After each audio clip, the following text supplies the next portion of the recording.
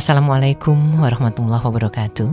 Sahabat komunitas terapis Indonesia, bagaimana kabar? Alhamdulillah sehat ya.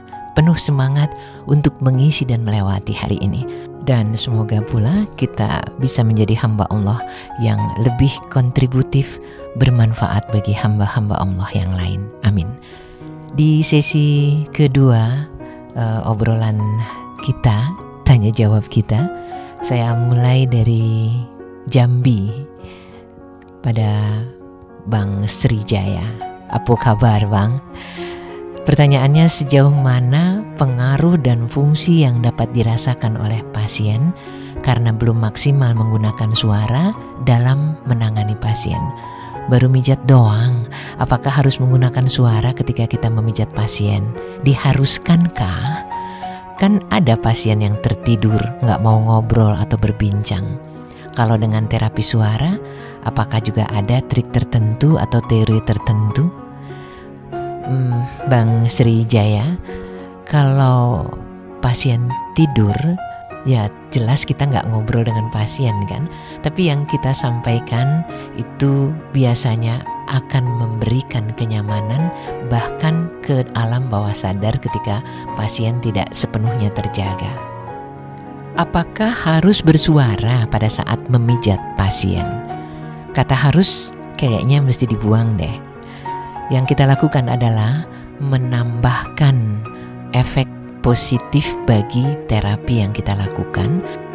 Kita nggak ngajak ngobrol, tetapi kita menyampaikan sesuatu yang positif yang akan membuat selaras antara emosi dan fisik pasien kita.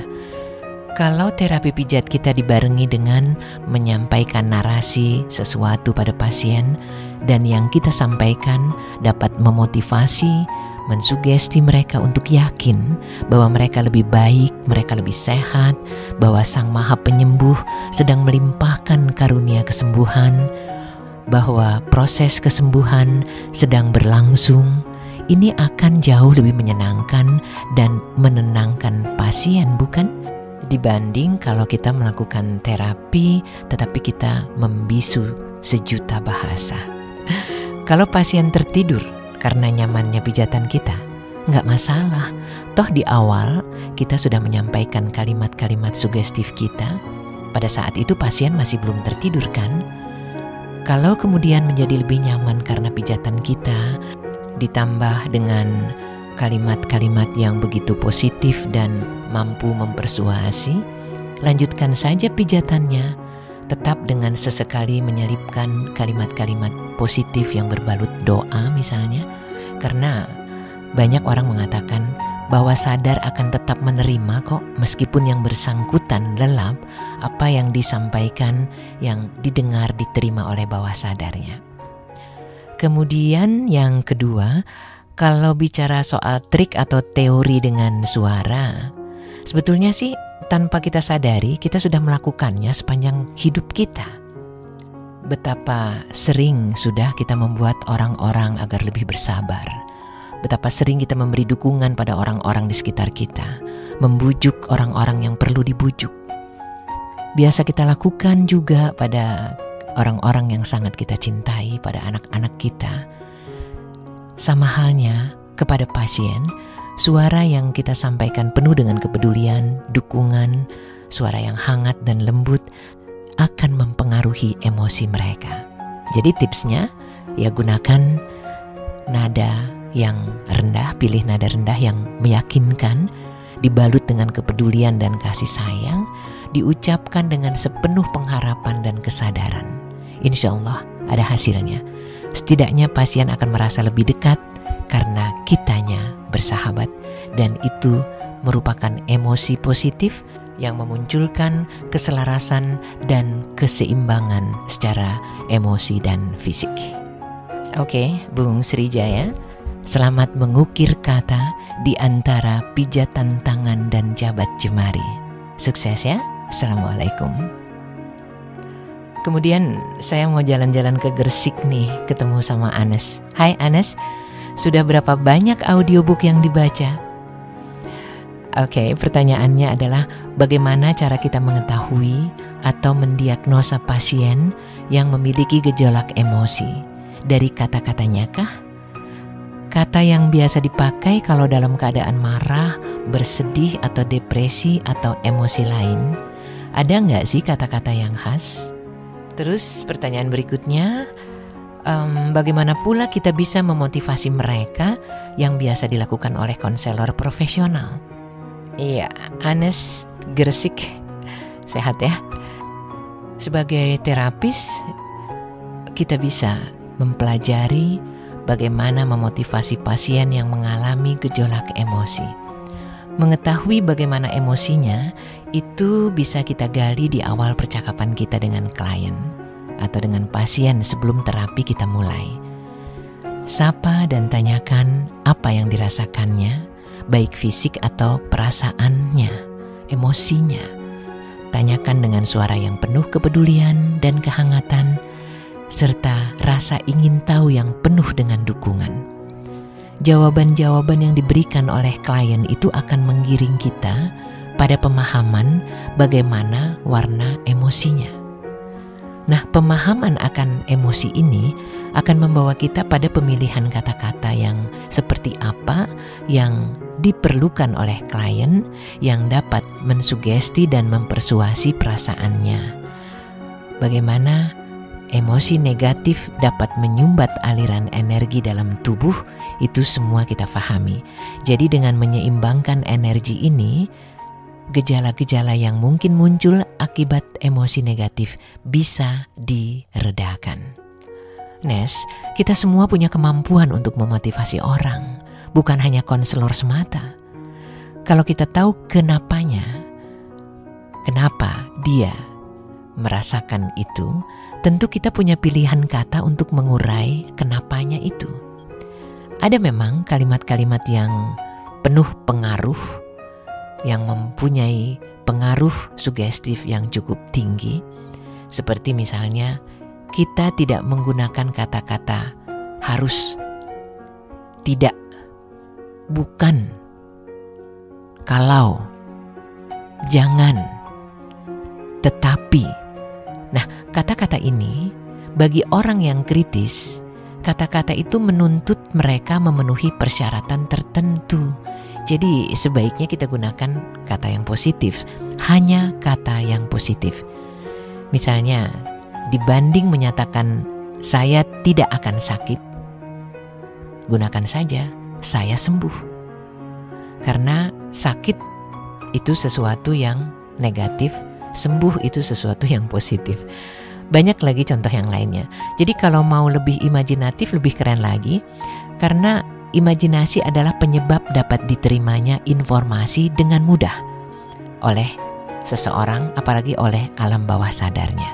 Sehingga umumnya itu akan diikuti dengan tindakan lanjutan. Informasi yang diterima oleh alam bawah sadar kita itu akan diikuti dengan tindak lanjutan. Saya sembuh, saya sehat, dan angin terasa lembut menyapa saya. Matahari menyapa saya dengan hangat dan saya lebih sehat. Ini contoh kalimat untuk mensugesti, mempersuasi diri sendiri, dan kita dapat lakukan kepada pasien atau klien kita. Tergantung kasusnya, bagaimana kita harus memotivasinya. Semua bisa kita pahami saat percakapan awal kita dengan klien ya. Jadi kita pilih diksi atau kata-kata yang terkait dengan keluhan emosinya. Ini semua akan membantu kita menyelaraskan kesulitan emosinya sehingga ada keseimbangan, keselarasan antara emosi dan tubuhnya. Oke Nes, selamat berjuang. Kemudian saya mau ke Gresik lagi. Ada Mas Basuki Rahmat di sana. Terus pundi kabaripun saya nggih? Oke, sebelum menjadi terapis, Mas Basuki Rahmat ini pernah menjadi sales, jualan minyak wangi dan lipstik. Warna lipstik kan nggak tahu ya, tapi alhamdulillah tuh dengan kekuatan suara dan sedikit trik ilmu marketing bisa menjual dan nggak bikin orang kecewa. Ini apakah karena sugesti suara? Jawabannya betul bingits, betul sekali. Karena itu bagian dari public speaking ya. Seorang sales sangat mengandalkan kemampuannya berbicara pada saat menawarkan produknya dengan persuasif, bukan dengan memaksa. Apa yang menjadi percakapan kita dengan klien kita yang akan kita terapi di awal pertemuan dan juga di akhir pertemuan, plus selama di dalam proses terapi, itu juga masuk di dalam ranah ilmu public speaking, yaitu seninya berbicara. Insya Allah ya nanti di sesi lain kita ngobrolin tentang seninya berbicara ini ya Mas Romi. Jadi percayalah bahwa kalau merupakan bagian yang perlu kita pelajari, apapun yang kita sampaikan akan membuat orang yang mendengar merasa perlu menyimak dan kemudian menjalankan apa yang kita sampaikan. Nah, pertanyaan yang kedua, kekuatan suara bisa menyembuhkan menerapi pasien. Bedakah dengan sonopungtur? Perbedaan yang mendasar dengan sonopungtur apakah itu? Jawabannya mudah-mudahan gak salah nih ya. Yang saya tahu perbedaan mendasar dengan sonopungtur adalah pada frekuensi suara yang kita gunakan. Sonopungtur menggunakan energi mekanis yang terdiri atas suara yang frekuensinya sangat tinggi yang nggak bisa dideteksi oleh telinga manusia. Nah, suara berfrekuensi tinggi tersebut bisa saja berasal dari sumber bunyi seperti garpu tala ataupun mesin ultrasound. Sementara suara kita, suara manusia biasa yang bisa didengar. Namun, kita sampaikan dengan emosi yang mendukung keyakinan, kebesaran hati pasien, sekaligus menumbuhkan harapan kesembuhan melalui terapi pijat yang kita lakukan. Jadi beda ya, sonopungtur menggunakan energi mekanis frekuensi tinggi yang nggak bisa dideteksi oleh telinga manusia. Kemudian pertanyaan yang ketiga, kebanyakan menerapi orang yang diabetes dan sudah insulin 3-4 kali, orangnya di Banyuwangi, dia terobsesi atau tersugesti sih, dia dulunya bertahun-tahun gak pernah kuat puasa. Setelah 2017 di terapi, pijatan eksternal dengan sugesti sakit sampean gak parah, meskipun menurut dokter parah yang menyembuhkan kan Allah. Nah, 20 Juni 2017 terapi, Desembernya bisa puasa, bisa kuat sebulan penuh. Begitu juga 2018 dan 2019. Nah sekarang dia gak bisa kesini karena ada PSBB. Dia maksa datang dibandingkan harus ke rumah sakit. Katanya dipijat bisa enakan. Karena dia terobsesi atau suara saya yang bisa masuk ke bawah sadar dia ya. Baik, subhanallah. Ini luar biasa sekali. Karena dari pengaruh suara Anda sebagai terapis pada saat menanganinya, efeknya luar biasa. Efek sugestif kalimat positif penuh pengharapan menjadi pijatan internal bagi jiwa pasien atau klien kita. Ya, pijatan tangan kita adalah pijatan eksternal, tapi kalimat-kalimat positif yang penuh pengharapan menjadi pijatan internal bagi jiwa pasien. Keren banget, lakukan terus dan sekaligus ini bisa menjadi contoh teman-teman KTI yang lain untuk mengoptimalkan terapi kita dengan mempersuasi bawah sadar pasien bahwa Allah Sang Maha Penyembuh, memulihkan dan menstabilkan kembali keadaan fisik. Kemudian yang keempat pertanyaannya, kalau ada teori, kalau kita stres, tegang, silahkan ke pantai dan silahkan berteriak sekuat mungkin. Diperkirakan akan ringan. Ini karena apa ya? Apakah suara vibrasi dengan alam atau apa? Berteriak. Oke, yang jelas, saat seseorang berteriak, itu hormon adrenalin pada tubuh akan meningkat. Nah, meningkatnya hormon adrenalin ini memicu jantung untuk memompa darah lebih optimal. Dan hal ini akan membuat pembuluh darah yang menuju dan keluar dari jantung melebar. Berarti membuka ruang bagi darah untuk mengalir. Itu efeknya, sehingga ketegangan atau stres bisa terurai kalau kita melakukannya. Sekaligus berteriak dapat memberikan sensasi pengendoran otot yang tegang karena keadaan stres ini juga menyamankan hati.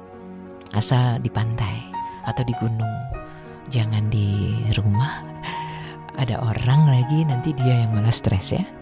Oke, Mas Basuki Rahmat, terima kasih dan teruslah membuat orang-orang merasa nyaman melalui sentuhan Anda. Udah 15 menit lewat. Jadi untuk sesi yang kedua dari obrolan tanya jawab kita sudahi dulu ya.